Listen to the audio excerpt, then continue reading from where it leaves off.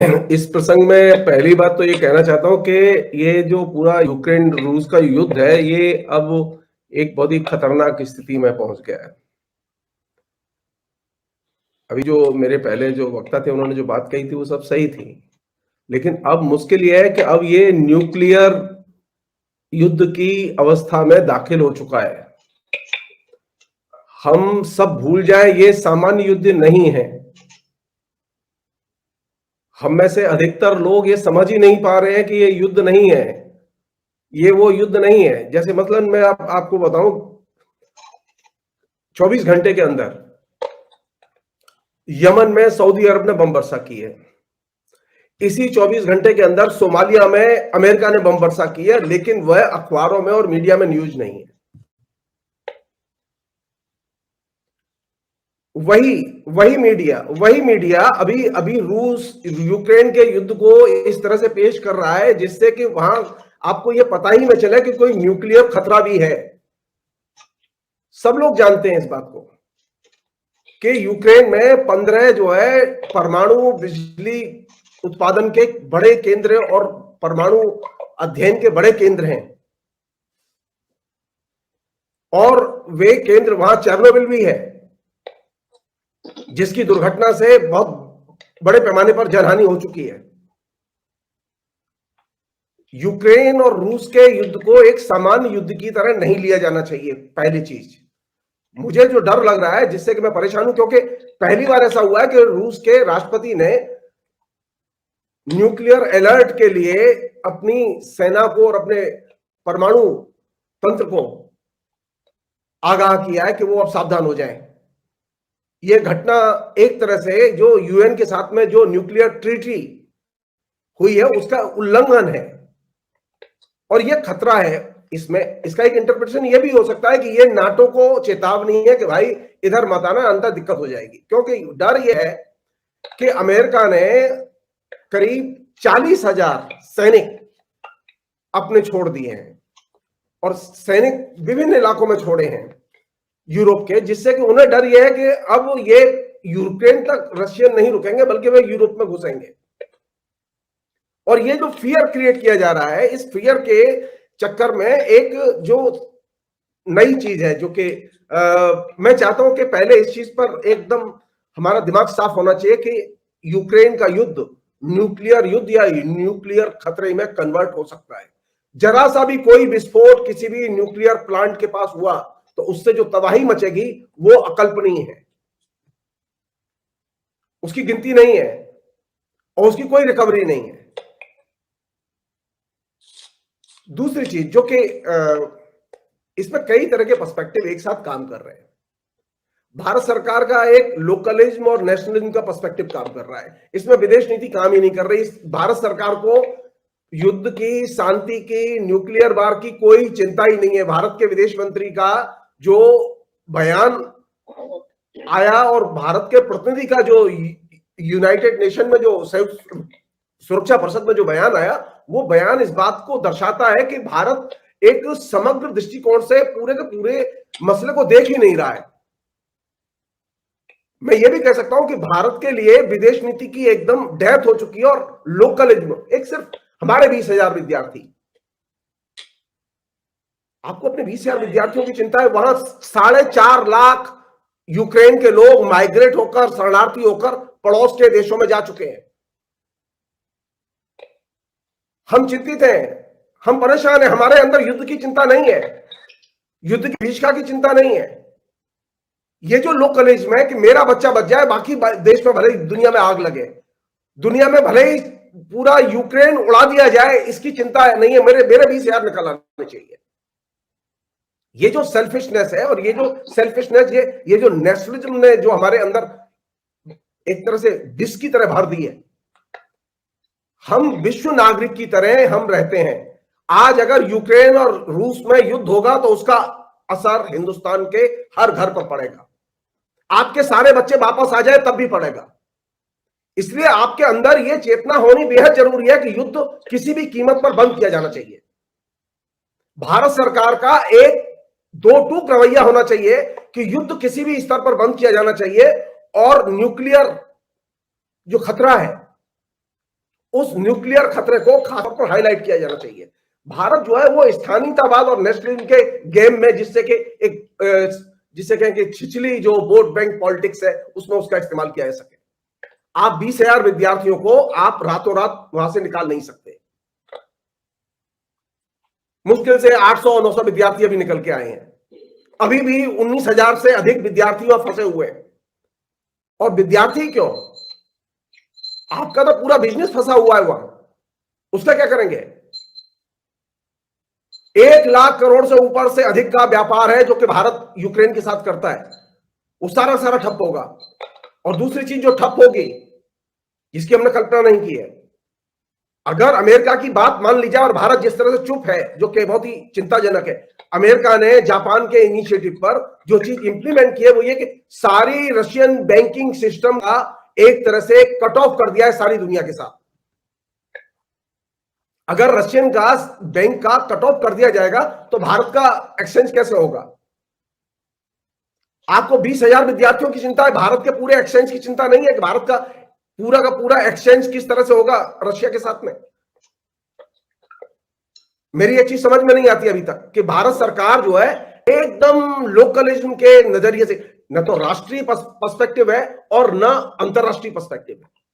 अंतरराष्ट्रीय पर्सपेक्टिव यह होना चाहिए कि नहीं, युद्ध रोको और रूस को साथ लो, आइसोलेट मत करो। रूस की जितनी नाकेबंदी होगी, आप तय मान लीजिए, अमेरिकी इंपीरियलिज्म या नाटो के प्रभुत्व की जो मीडिया में जय जयकार हो रही है और जो कैंपेन चल रहा है वो और ज्यादा चलेगा।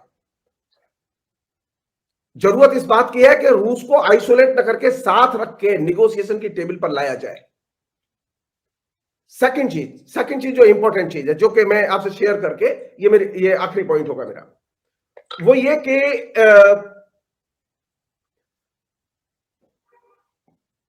आज तकरीबन 2,000 लोगों ने ऑनलाइन डिस्कशन किया 4 घंटे। और किस बात पर डिस्कशन किया है? हमें शांति चाहिए,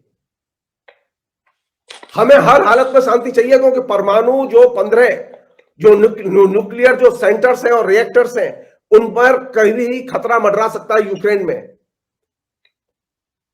सारे दुनिया के लोग मिलकर ये मांग कर रहे हैं कि हमें शांति चाहिए। तो एक पर्सपेक्टिव वह है जो कि सारी दुनिया में शांति की डिमांड कर रहा है। दूसरा पर्सपेक्टिव वह है जो नेटो का है, जो कि यह मांग कर रहा है कि यूक्रेन को नेटो में हम शामिल करना चाहते हैं। यूक्रेन उसके पार्ट के तौर पर यह कह रहा है कि आप हमें यूरोपीय आर्थिक समुदाय की मेंबरशिप दीजिए, हमें नाटो की मेंबरशिप दीजिए। रशिया की यही तो आपत्ति है। आप याद कीजिए 1990 में यह कमिटमेंट दिया गया था कि बर्लिन वॉल गिरने के साथ में यह कमिटमेंट दिया गया था कि जो सोवियत ब्लॉक में जो समाजवादी देश, पूर्व समाजवादी देश शामिल थे, उनमें से किसी को भी नाटो का मेंबर नहीं बनाया जाएगा। लेकिन अमेरिका ने यह एग्रीमेंट तोड़ा। भारत के जो प्रतिनिधि हैं यूनाइटेड नेशन में, उन्होंने एक बहुत मार्के की बात कही थी और सही कही थी, और सही बात है, उसको उद्धृत किया ही जाना चाहिए। उन्होंने कहा था कि जो इंटरनेशनल एग्रीमेंट हैं, उन इंटरनेशनल एग्रीमेंट का सम्मान किया जाना चाहिए और जो इंटरनेशनल लॉ है उनको इंप्लीमेंट किया जाना चाहिए किसी भी निगोशिएशंस को करते समय। अमेरिका सारे इंटरनेशनल एग्रीमेंट और इंटरनेशनल लॉ को खुलेआम, नेटो खुलेआम चुनौती दे रहा है और तोड़ रहा है। और इस दृष्टि से अगर आप देखें तो स्थिति बहुत जटिल है। अगर आप मान लो आपने किसी तरह से वो युद्ध प्रलोम किया जिसकी की संभावना लग रही है,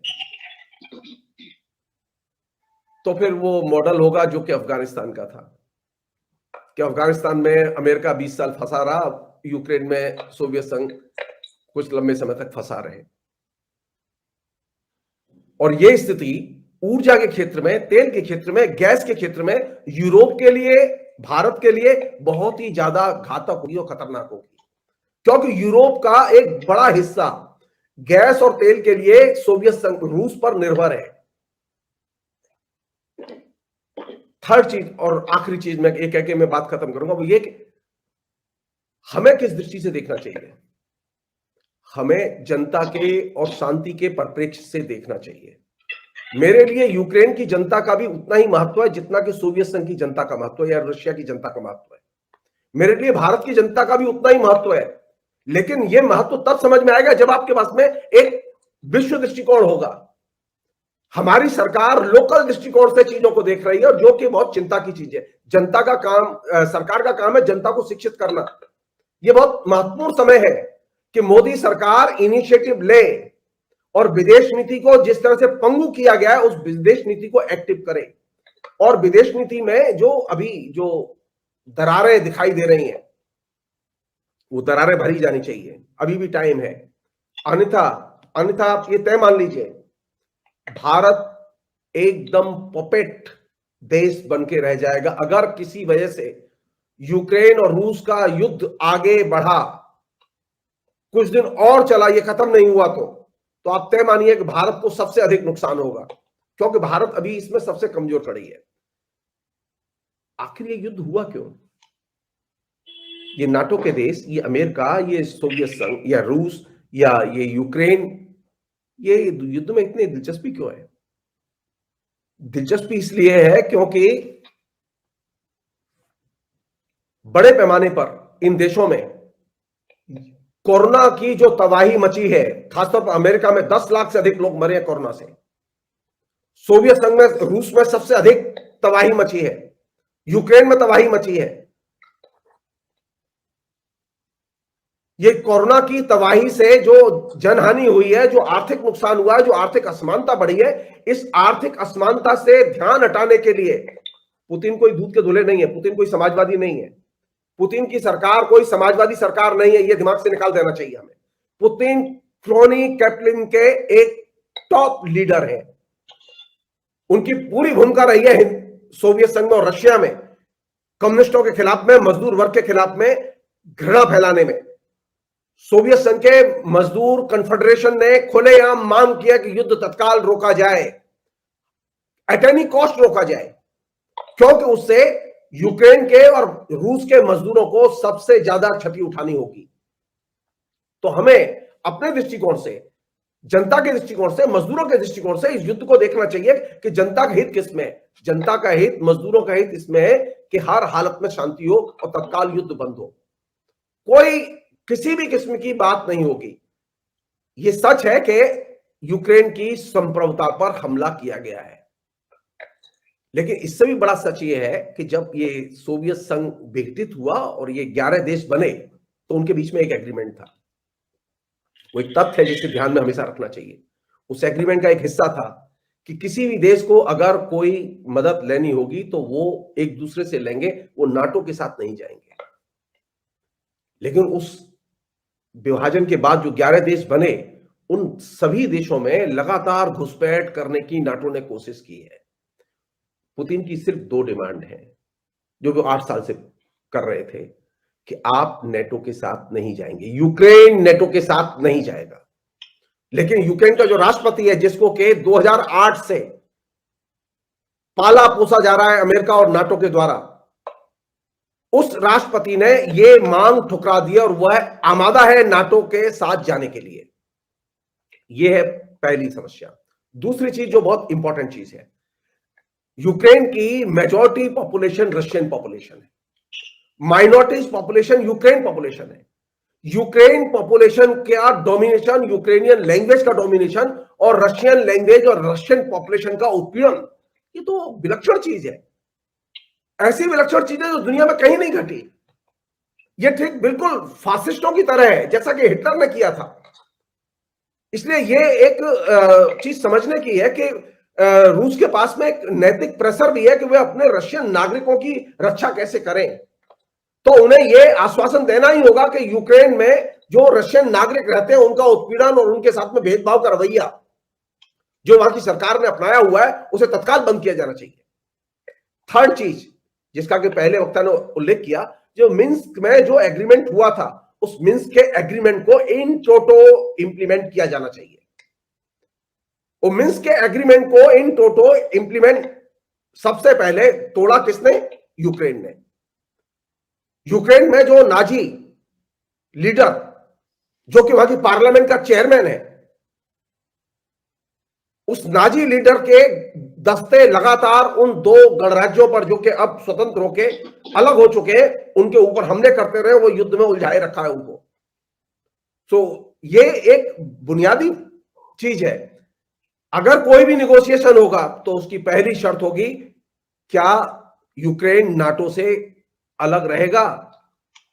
अभी तक के लक्षण बताते हैं वो अलग नहीं रहेगा। ऐसी स्थिति में युद्ध जारी रहेगा।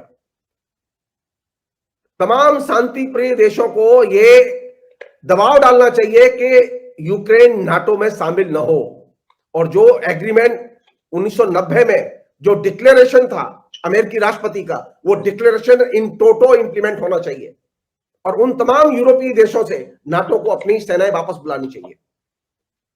सेकंड चीज, कोई भी स्थिति अमेरिका ने, खासतौर पर बिडेन ने, जो अभी अमेरिका के राष्ट्रपति हैं, उन्होंने तो एक चीज डिक्लेयर कर दी है। आप लोगों ने ध्यान दिया हो न दिया हो, लेकिन मैं शेयर करना चाहता हूं ये। उन्होंने पिछले साल ही ये चीज डिक्लेयर की कि अमेरिका में अब लोकतंत्र का भविष्य मुश्किल से 10 साल तक नहीं है, 10 साल तक है। 10 साल के बाद में लोकतंत्र का कोई भविष्य नहीं है। तो अमेरिका का राष्ट्रपति अगर ये विजन लेकर काम कर रहा होगा तो उसके टारगेट पर क्या होगा? अब आप देखिए, जैसा कि मैंने शुरू में कहा, उसे मैं रिपीट करना चाहता हूं। आज यमन में बम वर्षा की है सऊदी अरब ने। सऊदी अरब को हथियार कौन सप्लाई कर रहा है? ब्रिटेन और अमेरिका। सोमालिया में बम वर्षा किसने किया? अमेरिका ने। और अब यूक्रेन में हथियार